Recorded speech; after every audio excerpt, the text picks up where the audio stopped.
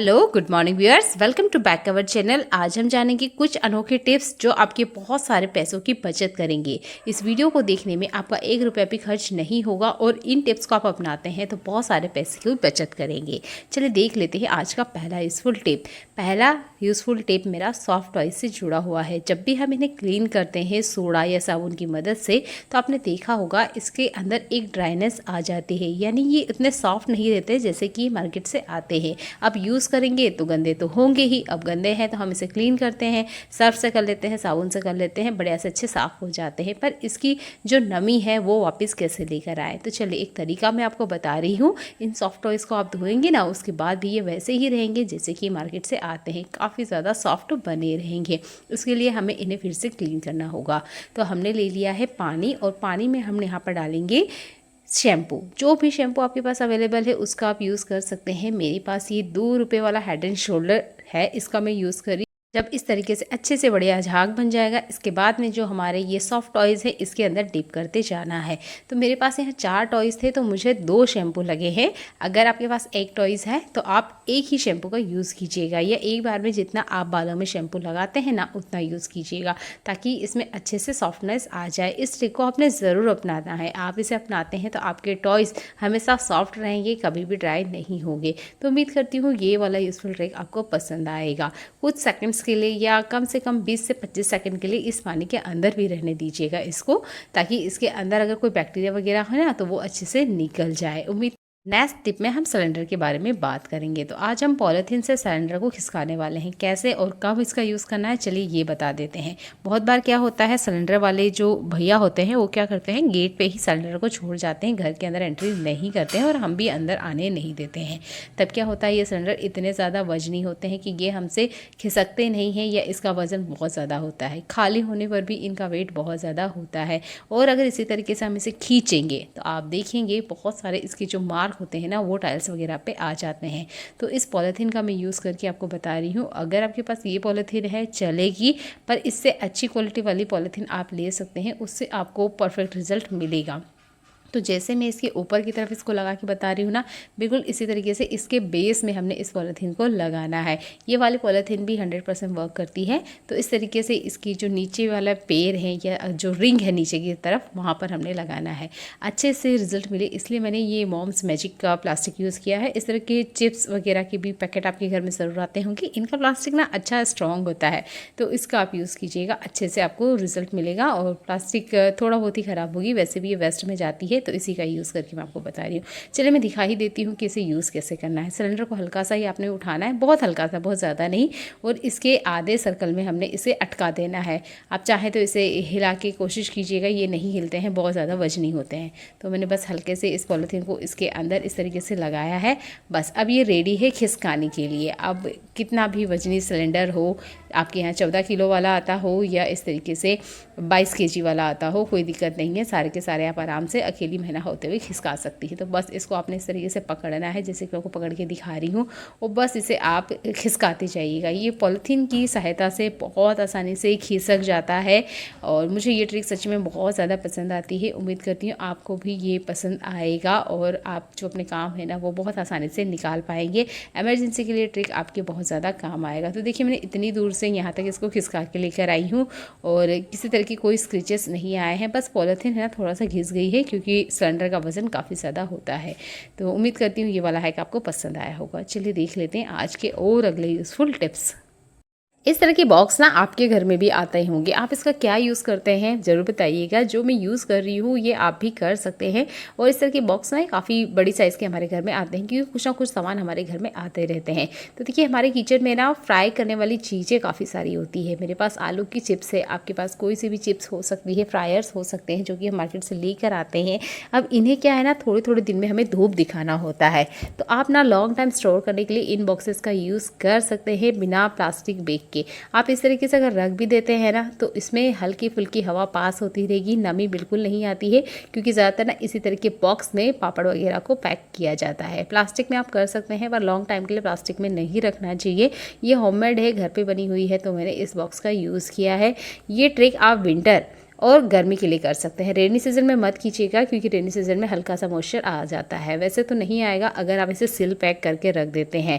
मैंने इसे खुला ही रख रखा है। फिलहाल में गर्मियों का सीजन चल रहा है तो लगभग 3 महीने से मैं इसका यूज़ कर रही हूँ। मुझे किसी तरह का कोई नुकसान देखने को नहीं मिला है, तो आप भी ये ट्रिक को यूज़ कर सकते हैं।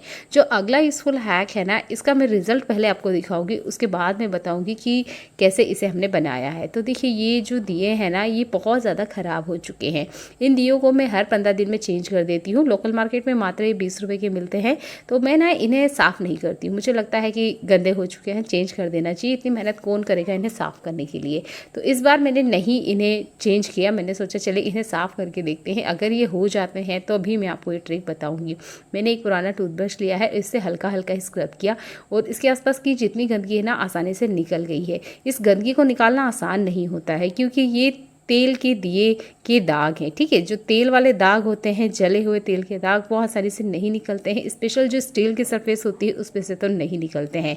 तो जिस सॉल्यूशन में मैंने इसे डिप किया है ना, इस सॉल्यूशन को मैं आपको ज़रूर बताना चाहूँगी क्योंकि मैंने पहले इसे ट्राई किया। जब मुझे रिजल्ट मिला है तभी ये ट्रिक मैं आपको बता रही हूँ। तो एक और दिया है मेरे पास, ये देखिए, इसे क्लीन नहीं किया है। और ये जो पहला वाला दिया है जो अभी मैंने आपको क्लीन करके दिखाया है, देखिए अच्छे से बढ़िया से क्लीन हो गया है ना।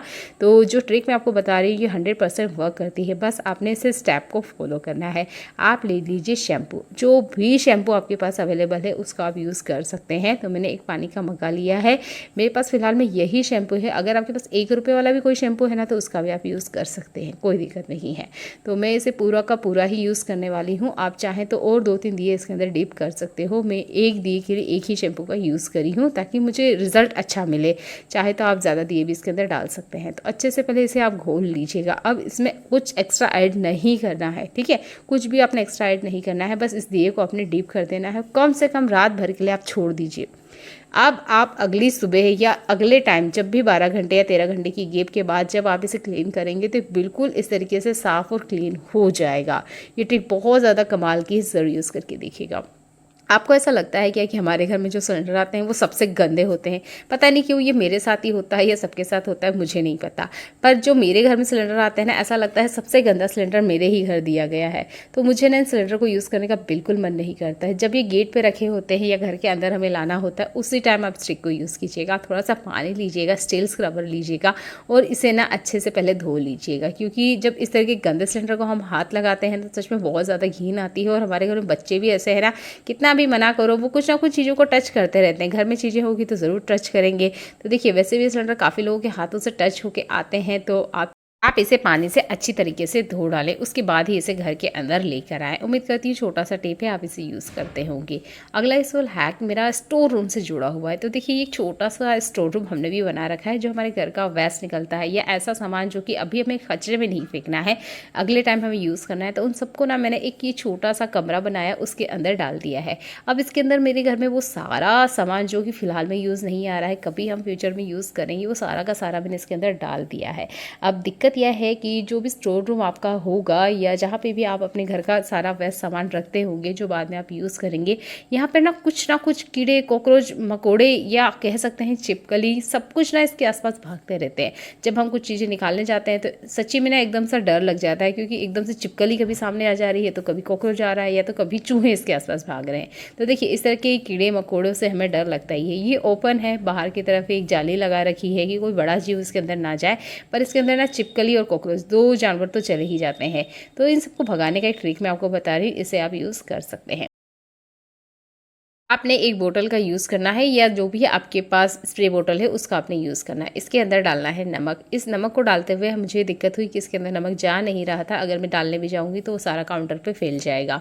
तो मैंने लिया है एक पॉलीथीन, इस तरह का कोई सा भी पॉलीथीन ले लीजिए जिसमें इस तरह के कॉर्नर्स हो। चिप्स वगैरह के पैकेट हैं तो इसका भी आप यूज़ कर सकते हैं। तो यहाँ पर मैं इसे ट्रायंगल साइज़ में कट कर रही हूँ, जैसे कि आप देख ही सकते हैं। अब ये है ना हमारे काम चलाओ कुपी बन चुकी है। अगर आपके पास नहीं है ना तो आप स्टिकर यूज़ कर सकते हैं। आप कुछ भी लिक्विड है वो आराम से बोतल के अंदर फिल कर सकते हैं या कुछ इस तरीके से हार्ड चीज़ जैसे कि नमक है आप इसके अंदर डालना चाहें ना तो वो आराम से चला जाएगा। तो देखिए ये आराम से एक काम चलाओ कुपी बन के रेडी हो चुकी है। तो ये बर्तन लिक्विड की ही एक खाली बोतल है, इसी का मैं यूज़ कर रही हूँ। तो इसके अंदर ना इस तरीके से आप आराम से नमक फिल कर सकते हैं। तो इस पॉलीथीन वाले हैक का भी आप आराम से यूज़ कर सकते हैं नमक को फिल करने के लिए या कुछ भी हार्ड चीज़ बोतल के अंदर ट्रांसफ़र करने के लिए। लगभग 2 चम्मच इतना नमक लिया है और जितना हमने नमक लिया है ना उतना ही हमने यहाँ पे डेटॉल लेना है। 2 चीज़ों को अच्छे से ऐड करना है।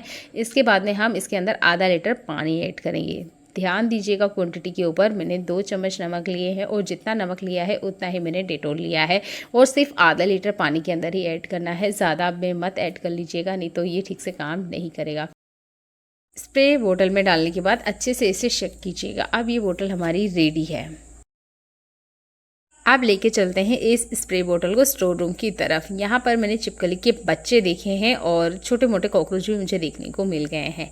जब सामान बहुत लॉन्ग टाइम से हम इस तरीके से रखे रहे होते हैं ना, तो उसके अंदर कुछ ना कुछ कीड़े कॉकरोच आ ही जाते हैं। इन सबको भगाने के लिए आप इसे अच्छे से स्प्रे कीजिएगा। हफ्ते में 2 बार अगर आप करते हैं तो आपको कोई भी कीड़ा इसके आसपास देखने को नहीं मिलेगा। उम्मीद करती हूँ छोटे से ट्रिक है, अच्छे से काम करेंगे। डेटॉल 100% वर्क करता है। और भी जैकेट है, शर्ट है या टी शर्ट है, उसके पीछे ना आप इस तरीके से देख रहे होंगे कि एक फीते जैसा बना होता है जिसपे साइज मेंशन होती है। अब इसके अंदर ना हमने हैंगर को कुछ इस तरीके से अटका देना है। ये देखिए, इस तरीके से आप खोलेंगे ना तो आप आराम से देख पाएंगे कि इसके अंदर एक बड़ा सा होल है जिसके अंदर आप हैंगर को आराम से लगा सकते हैं। अब अगर जैकेट की बटन आपको जल्दीबाजी में नहीं भी लगाना है या शर्ट टी शर्ट की बटन्स नहीं लगानी है और आपको हैंग करना है, तो आप ना इस ट्रिक का यूज़ कर सकते हैं। ये आराम से अटका रहेगा, बिल्कुल भी नहीं निकलता है जब तक कि आप खुद से नहीं निकालेंगे।